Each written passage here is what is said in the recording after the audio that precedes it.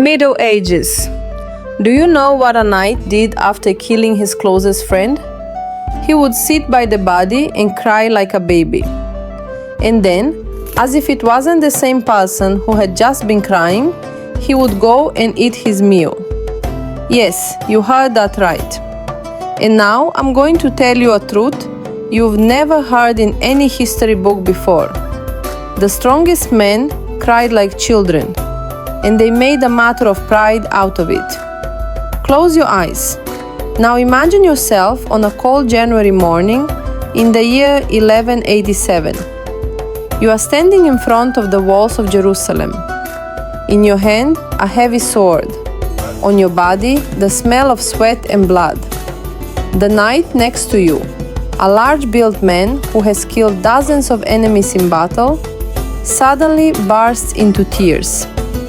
That man, who has killed so many people in brutal wars, suddenly stops, collapses to the ground, and starts sobbing uncontrollably.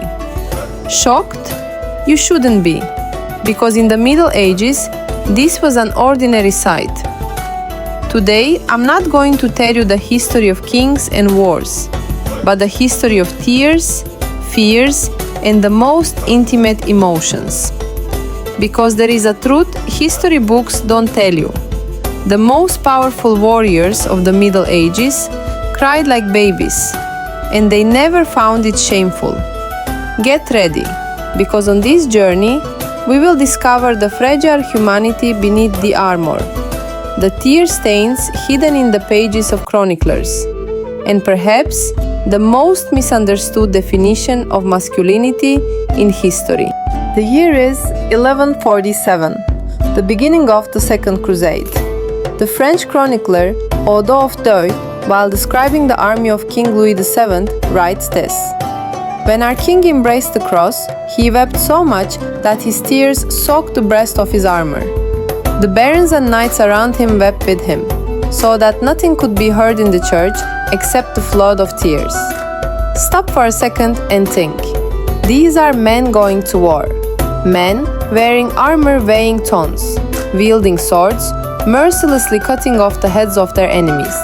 And all of them are crying like babies in a church. It sounds strange to you, doesn't it? But these are facts. The 12th century poet Chrétien de Troyes, while describing the famous knight Lancelot, writes this: "When Lancelot saw Queen Guinevere, he wept so much that his knees gave way and he collapsed to the ground. His tears soaked the hilt of his sword." This is not just literature or ornamental storytelling. Real historical records say the same thing. During the sack of Constantinople by the Latins in 1204, the Crusader commander Villard-Douin writes: "When we saw the city's walls, many barons and knights wept with joy. Some wept so much that they fell from their horses." So why? Why so many tears? The answer is simple, but shocking for the modern mind. In the Middle Ages, crying was not a sign of weakness, but of depth. Now let me tell you this from a different angle. My name is Gringalot. Yes, you heard that right. I am a horse.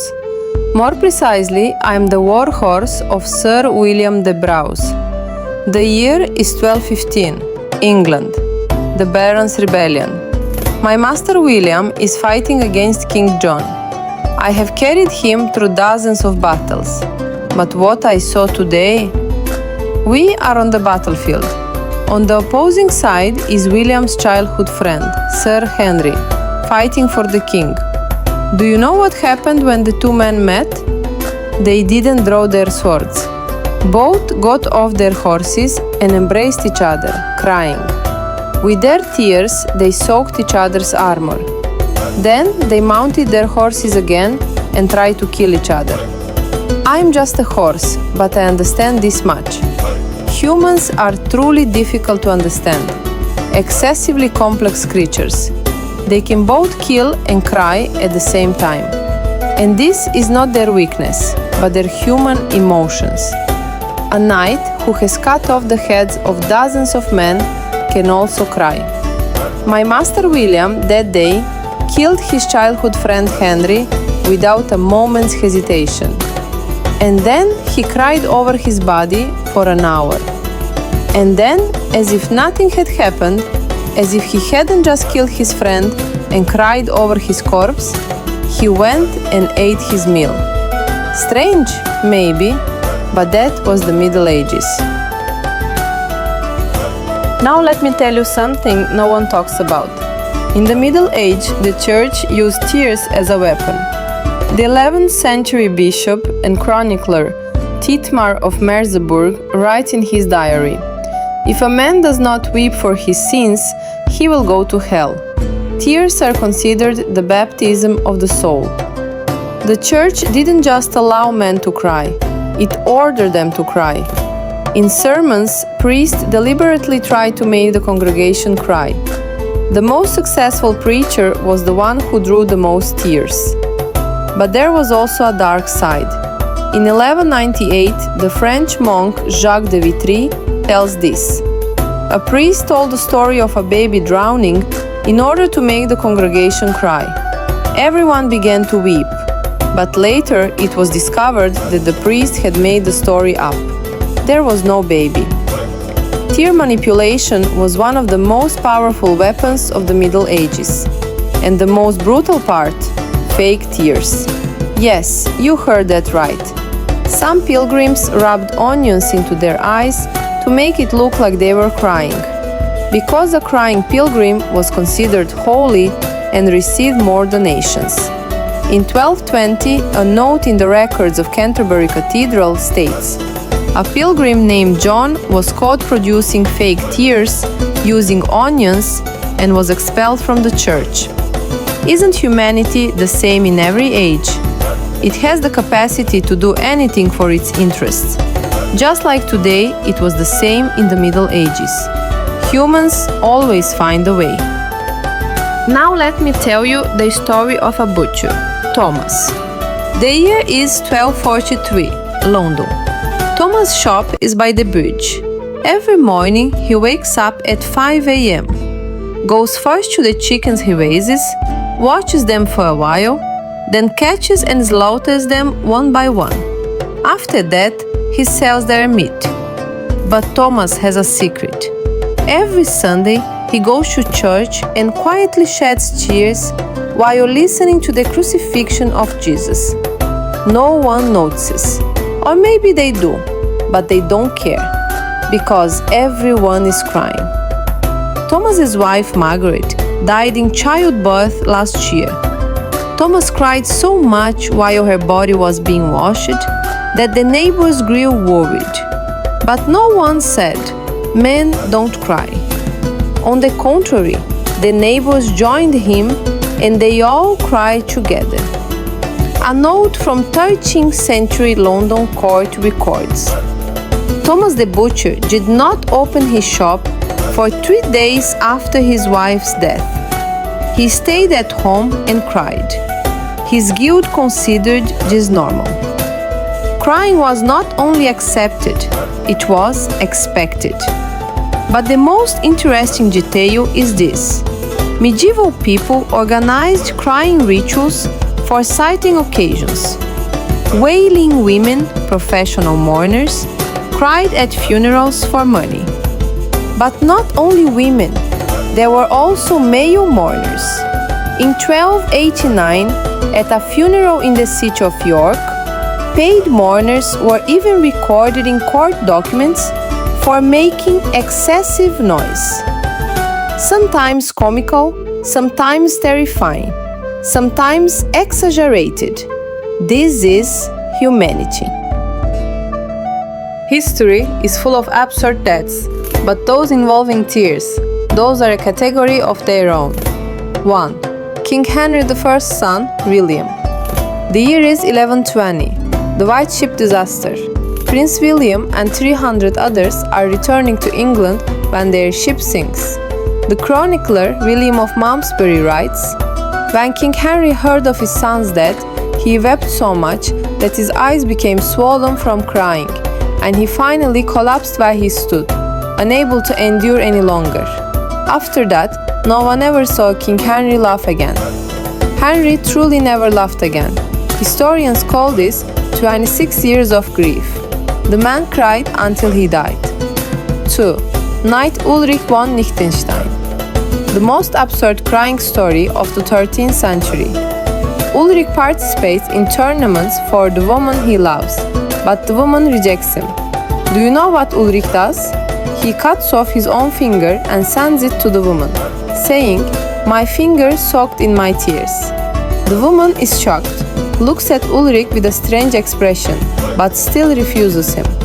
Ulrich then writes 100 pages of letters, each page soaked with tears. What is the result? Once again, rejection. He eventually gives up and marries someone else, but he goes down in history as the lover of tears. 3. The final days of King John. King John is dying. The chronicler Matthew Paris writes, "The king wept so much over his lost crown that he fell ill with a stomach disease and died." Yes, dear listeners of the channel, you heard that absolutely right. One day, the king loses his crown, sits down and sobs uncontrollably, and eventually dies from crying. You may think, how can a king cry? Kings can cry too, especially when they lose their crown. Which crown? The royal crown that sank in the river Wash. John took this so seriously that he made himself ill. So, what happened? Why do we say men don't cry in the 21st century? The answer? The Renaissance and the Enlightenment. From the 15th century onward, a new definition of masculinity emerges in Europe. Italian philosophers and writers rediscovered the Stoic men of ancient Rome and Greece. Machiavelli's book The Prince is published in 1532, and it says this: "A prince must not show fear and must not shed tears. Emotions are weakness." In the 18th century, Enlightenment philosophers defined crying as a feminine and primitive behavior. And the Industrial Revolution finishes everything. Crying is no longer considered normal. A worker who cries in a factory is fired. Crying becomes inefficiency. But history shows us this: the idea that men don't cry was not valid for most of human history. Now close your eyes again and in your mind take yourself back to the walls of Jerusalem. But this time, look differently at the crying knight. That man is not weak. That man is human. His tears do not show his weakness, but his courage. Because he does not try to hide his emotions. He lives what he feels. The Middle Ages teach us this. History is not just about great wars and kings. History is made of tears, fears, and the most intimate emotions. And perhaps the bravest person is not the one who holds a sword, but the one who is not afraid to cry. Our journey through time ends here today. But remember, every tear has a story, and sometimes those tears are the most powerful weapons in history. Thank you for watching. In the next video, I will talk about the most interesting ways diseases were treated in the Middle Ages and the methods used in those treatments. Until then, keep getting lost in the dark corners of history.